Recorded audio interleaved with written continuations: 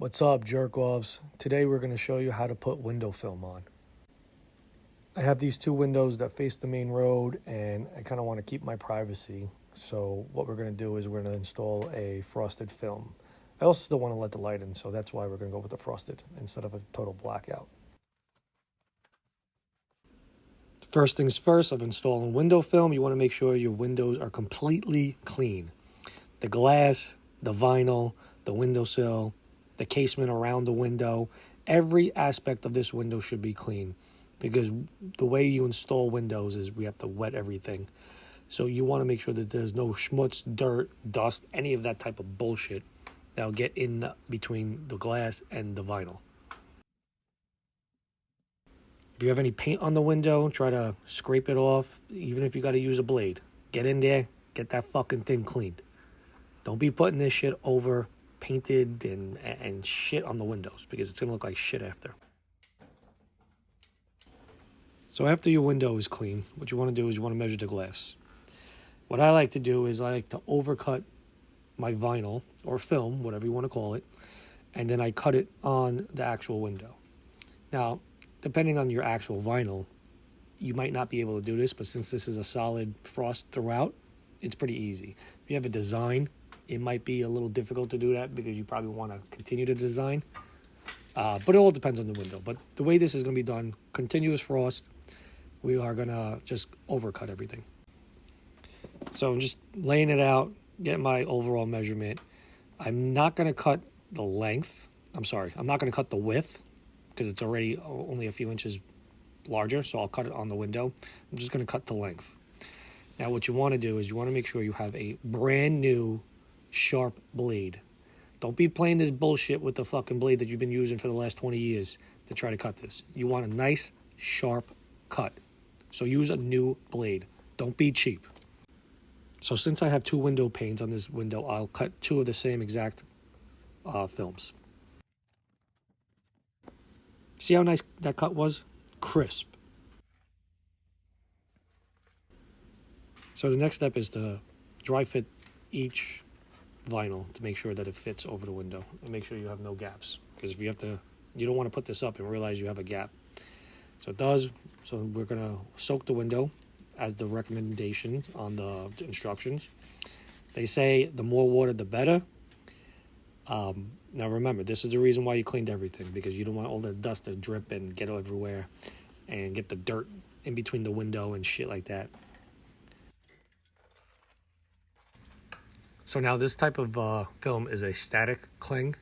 The one side is like obviously the film, and the other side is like a piece of plastic or some type of backing material. So the way this works is once you peel off the backing, it has a static, I guess, charge, and it's going to want to stick to anything it gets in contact with. So you want to make sure that that static part is facing the window. That's very important because it would not stay if it doesn't. And as you peel it off, you can kind of see how clingy and staticky it is. So this is very important to make sure that you can hold it as freely as possible, because you don't want it to kind of get all bundled up. And as you see how slowly I bring it to the window, and I kind of just cling it to the window, and you kind of want to just kind of start from the middle and kind of work your way to the ends. And if you see, that's all my overhang. So I got to go back and cut that all.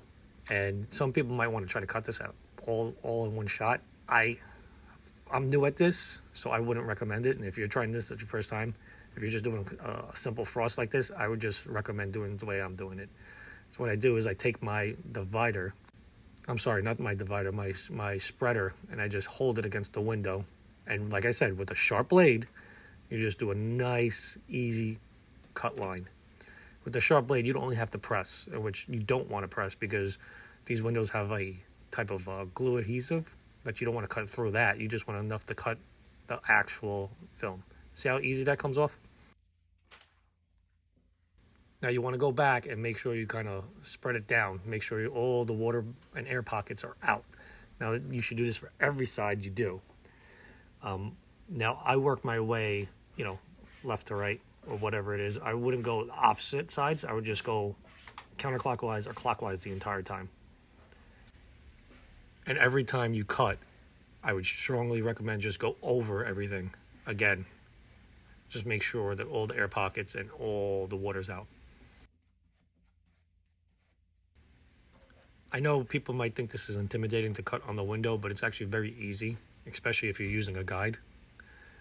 You can't see me right now doing it, but I'll zoom in closer to show you how I'm holding my spreader and my knife.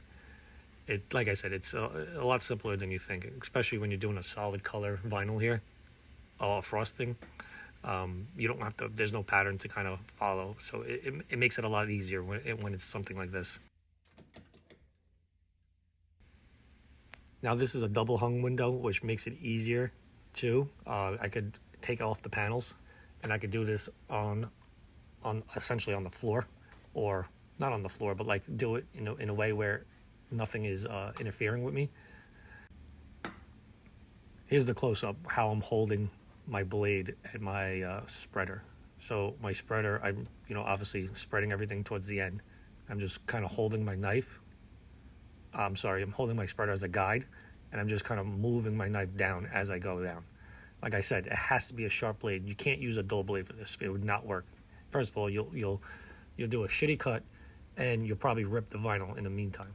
So you might as well just keep it as, even if you got to change the blade 4 times in this operation, they're cheap enough. See, it's a close-up view of how I'm holding it.